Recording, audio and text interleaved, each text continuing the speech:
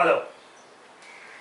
This particular topic or subject in aircraft aviation history is of extremely fundamental nature.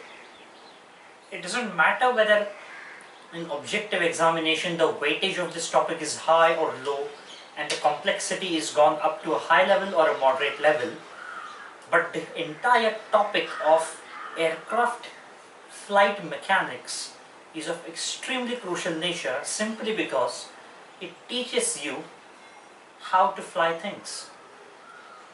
If we see the disciplines, right, of the entire aviation, you have this aircraft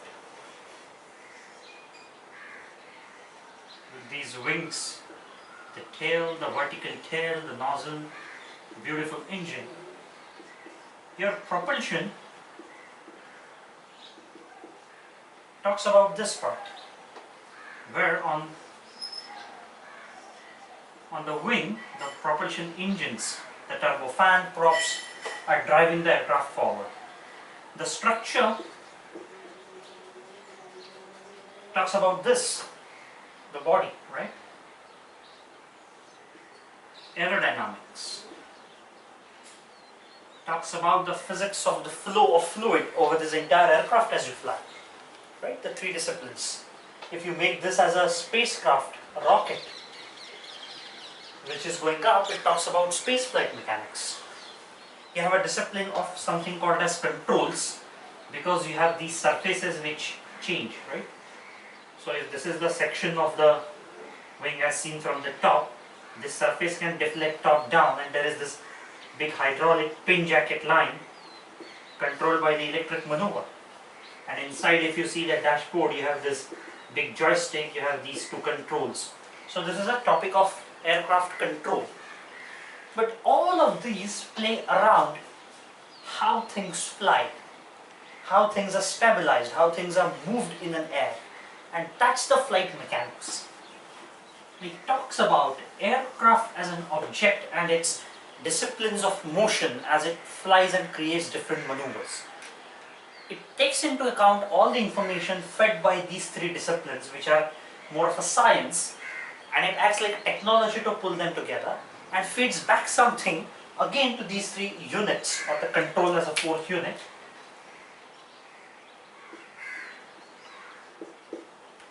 to do the necessary control achievements. So flight mechanics typically will have four parts. One is basics of atmosphere and where things fly and how the altitudes and things are combined. Second is equations of motion, simply aircraft motion.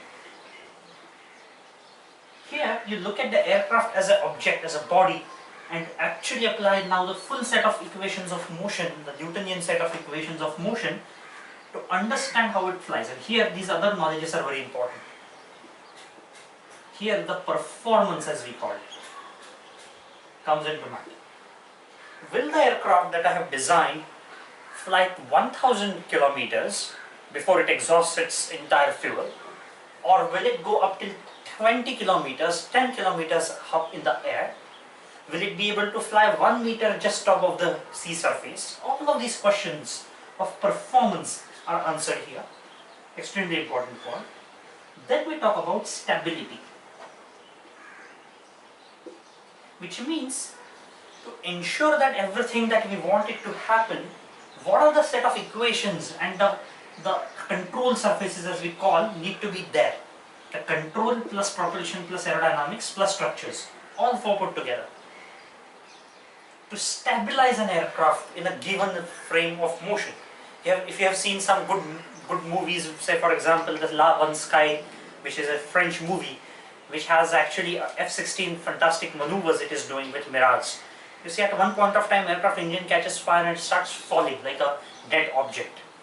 So, that time, there is a question mark, which means the stability is something, or even if a normal cruise aircraft is flying, the normal Boeing 737 is flying, and you want to now bring it down. It is not as simple as bringing it down by saying, oh, bring it down. No, it's not that simple. Stability teaches you how these maneuvers are performed and how the aircraft is stabilized for those maneuvers.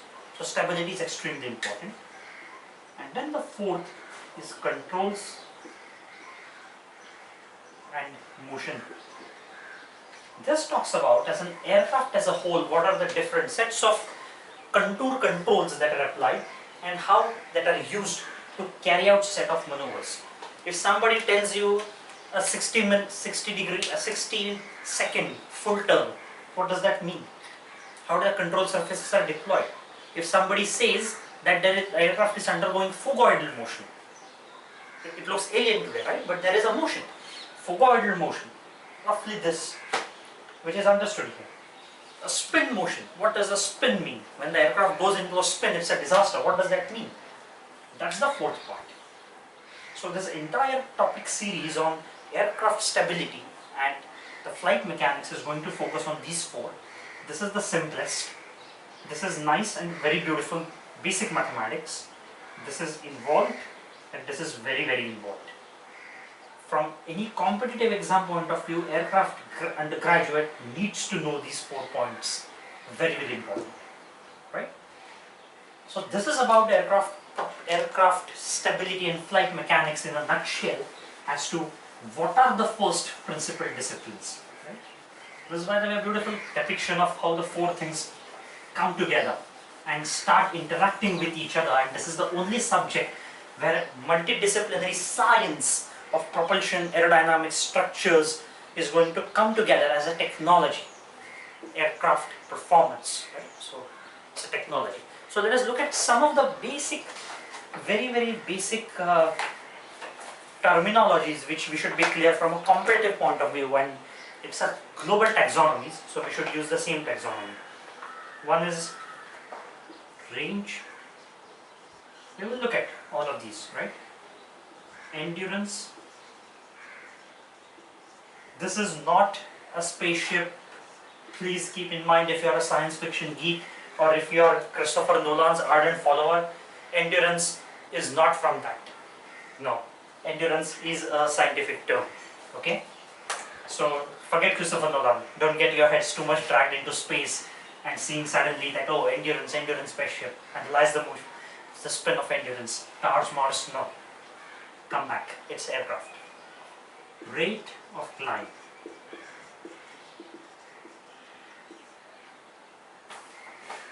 And then standard atmosphere. Okay? So, what is range? As we commonly understand it very simply, the range as an English word means a range of something. How much from it go from point A to point B under certain constraints, and that's exactly the meaning in the aircraft taxonomy as well. The range of the aircraft is defined simply as a total distance traversed by an aircraft with single load of fuel, that is given full tank of fuel. This is my aircraft, loaded fully on the ground, do whatever you want with how much tonnage, whatever it can carry.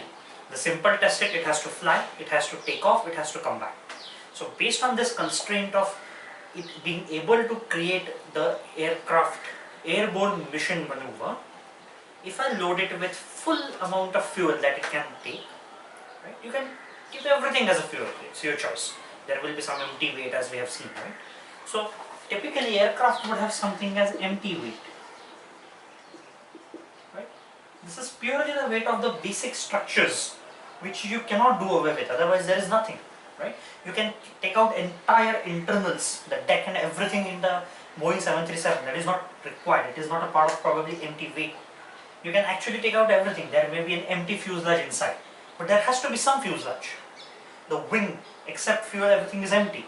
An engine, only essential nut bolts, everything just bare minimum to make aircraft fly. That's empty weight. Then fuel weight, how much maximum you can load it with the fuel. Right? And then the payload. There may be certain basic payload or there may not be anything. But with this weight, assuming that the payload is gone, you take off with the aircraft and you go up till the point where the fuel exhausts. Theoretically, theoretically crashing it, you have to take into account practically the landing, but theoretically if you are crashing, that's the range. So say for example, it may be called as Airbus A380 has a range of about, with this maximum fuel weight and the empty weight combination, of 12 to 14,000 kilometers. So 14,000 kilometers is given. Does that mean you will always fly? No, it's a maximum. But that's a good ballpark to know. If the range itself given is 1,200 kilometers and you want to fly transatlantic, you are daydreaming. Not possible, right? But if range is 10,000 kilometers, okay, feasible. Flying a long haul non-stop 12 hours flight, possible. So that's the importance of this. Right? Then there is something called ferry range, then there is something called as truncated range and so on, full payload range. We will go into this in chapter 3. But for now, range is point A to point B distance. Right? Now, if this is the case, then there is something called as why single shot fuel. You may be aware that military aircrafts most of the time have in the air, mid-air refueling capacity. They have that ability of mid-air refueling. So aircraft, as it starts emptying the tank, a further oil tanker comes nearby. An extremely critical step, which is extremely complex in nature, of docking happens, which is, by the way, one of the nightmares for the aircraft stability people, right? So this is one aircraft. This is this forward receiving end, and this is this big tanker aircraft, which has this loading end. To happen the docking, not just these two velocities need to match correctly, these and these other two dimensional noises of motion need to be extremely carefully, continuously adjusted. So this involves controls plus our flight mechanic rules. Because based on that only, this extremely complex docking maneuver happens, right? So you can transfer a fuel mid-air and then suddenly the aircraft gets further boosted, it can go up till any point, right? Theoretically, with mid-air refueling, you can have infinite range. Because as you approach emptiness, you fill it. As you approach emptiness, fill it. On the ground, you actually take your car to nearest fuel station. This is that flying fuel station, nothing else. So from range, it is not a realistic picture because this is an exceptional scenario, not always the scenario. So that's why single shot, which means there is no refueling which is happening. Endurance. Total time, it is to do with time. What is your endurance? The question, right? That it can stay in the air with, again, single shot or single load fuel. I become airborne. With the amount of fuel that I have, I do whatever. Now here the constraint is very different, time. For range, you may fly faster. You may decide, right? You have this choice now. Either you can fly very, very fast in cruise to ensure maximum range is covered. Right? Rabbit and tortoise, the hare and tortoise, basically the dilemma, right? Should I run faster or should I continuously keep slow running, and doesn't matter. For aircraft, range is point A to point B, I don't care how you fly. Endurance, the time, I don't care how slow you fly. So for endurance, you may actually think of saying, oh, my aircraft will fly only at constant, very, very small velocity of its cruise velocity to maximize endurance, and possible, right? This gives rise to something called as loiter. Just hanging around, maneuvering.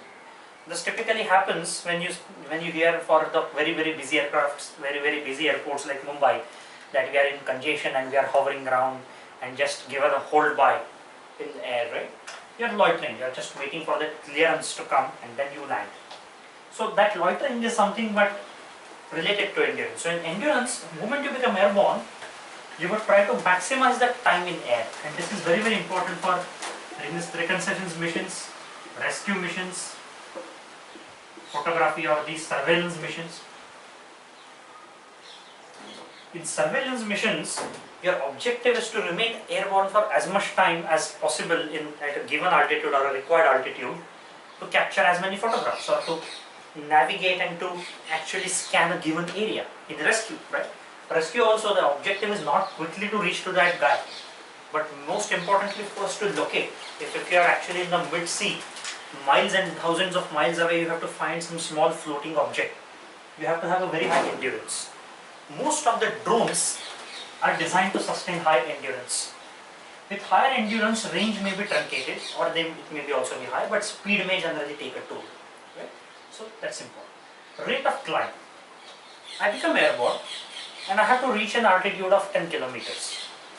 I can slowly go like a balloon and take about half a day or maybe 2 hours, or I may be as fast as F-22 and reach it in less than a minute. That's the rate of climb.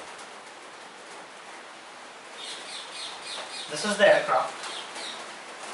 It runs on the runway, right?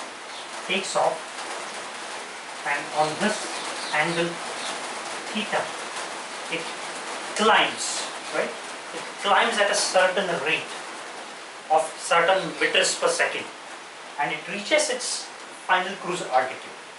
This is extremely important for military aircraft because you don't have luxury to spend time at lower altitudes after being airborne. Otherwise, you will be dominated by the enemy aircraft. You have to go to your cruising altitude or your ranges which are beyond. Otherwise, the surface short reaction missiles will take you to. You have to climb fast. So, rate of climb is extremely important. This partially is dictated by engine design and partially by structures. But this becomes as an input, as I again said, because this is like a technology, it becomes an input to your flight mechanics calculations. Range, again, derived from engine, from fuel and structures performance, right? What fuel, what engine, what structure. But again, it becomes input in your flight mechanics. Endurance, related to do with aerodynamic design, structures and engine, again becomes input for your flight mechanics. So you see how this holds all these beautiful pieces of science together? These are the three important parts. And then atmosphere. Of course, you are not going to fly anywhere on the very, very light atmosphere of Mars, or not even on the dense atmosphere of Titan. No. The atmosphere is of course of Earth, but it is about to do with, say, I am not going into extreme atmospheres like Antarctica or Arctic polar winds. Standard atmosphere means a standard gradual steady atmosphere without any extreme torrential behaviors observed, where certain set of pressure temperature properties which are observed. And this is important because this also becomes an input to your basic flight envelope calculation. We have understood this flight envelopes in structures point, where we have said there are certain limitations of your engine, of your structures, because of which you cannot cross certain Lakshman Rekha, certain boundaries. And this flight envelope also has one important factoring in of the atmospheric parameters. So for flight mechanics person, the standard atmosphere is a basic first toolkit to calculate its parameters and performance, and then for different set of actual atmospheric conditions to tweak it to get the desired outcome numbers. So range, he may specify standard atmosphere is 12,000 kilometers. If you suddenly encounter a contingent changing terrains, like where from Rajasthan you suddenly go to Himalayan ranges and then actually land on sea, extreme change in temperature, you would say range is affected by 5%. Fine. But under certain, so this is like subject to, qualified to, right? Or there is an offer, bumper offer 20%, and then you have this star mark, subject to these conditions. This star mark is exactly the standard atmosphere, right? So, but it's very important because it goes as an input in your calculations of range, loiter, endurance, rate of climb. So these are the four very, very basic set of definitions which come into play. And now, having understood these basic definitions, we are going to look at actually the standard atmosphere to begin with. Here again we will look at a set of basic terms to start with, and then we will move into the nitty-gritties.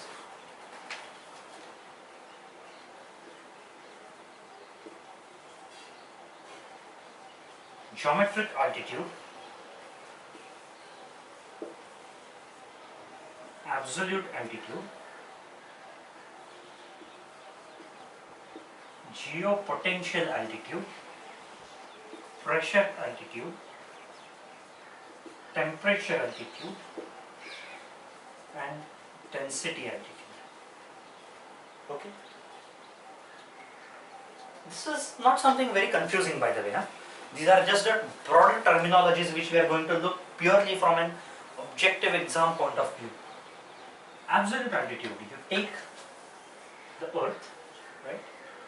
And in the earth, this is the center, this is the surface. Since the center of earth is more or less a basic absolute frame of reference, R0 plus H is your absolute altitude. Reason being, Earth is not a perfect sphere, so R may slightly vary, right? We know in the polar regions it is slightly truncated, twisted, and in actually the equatorial region it is slightly bulged, right? It's like an orange. We have always learned this in our basic geography. So that R0 from center plus the height from surface. So that I don't have to specify whether H at Antarctica is different from America. I don't care.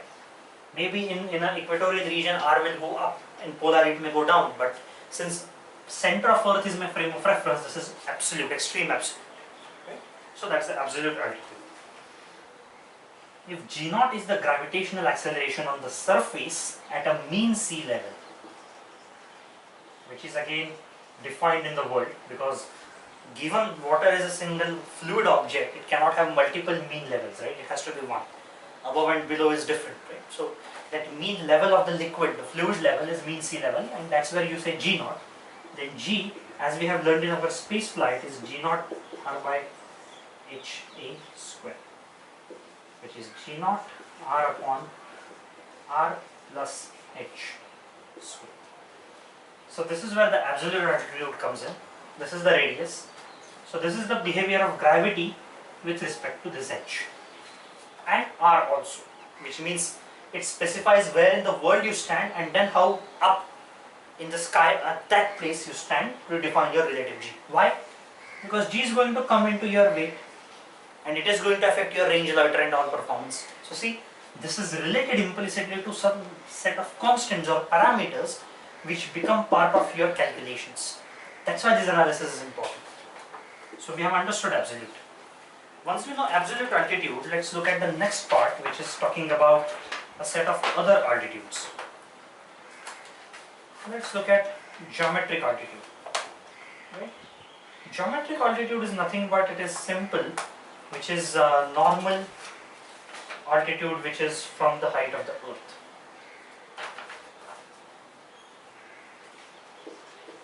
Vertical distance. I'm writing some English words first, which are used to define. Mean.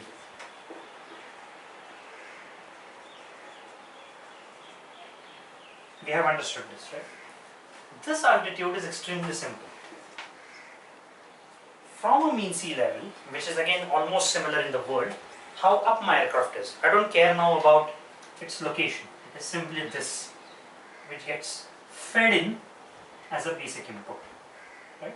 Because surface may be anything. On Mount Everest, even if I'm 1 kilometer up, actually from mean sea level I'm 9+ kilometers up, right? So this is a geometric altitude. For that particular geographical terrain, when I'm standing above the surface, how up is it? That's the answer. So vertical distance, which means I may be anywhere, I have to take the absolute vertical from the mean sea level at a point, that is HE. Right? So these two are very basic terms. Absolute altitude, which feeds in the geometric altitude, and it gives you the answer. Right? Geopotential is a fictitious term. Geopotential altitude is a very, very interesting concept, and it is defined as imaginary altitude measured through mean sea level and calibrated by keeping G constant. What does this mean? See, as you go up, there are two things which are going to happen. One, if R is also changing because of location change, G is changing. Second, with H, G decreases. So G actually, though even though very small, is going to vary with H. At an aircraft which flies at 10 kilometers, negligible variation is there. But at 300 kilometers for a space flight, it is substantial variation. So H, the geometric altitude HA, is implicitly a variable relation with G, with this relation, right? For geopotential, fictitiously to fix, you keep G constant. Which means, what you do, G0 upon G, dH by dH G, the geometric altitude, is equal to 1. Hydrostatic equation, G dH by keeping different altitude difference constant is G naught into dH, right? Hydrostatics. Substituting dH from this equation, which is R square upon R plus Hg square into dHg, what you get is H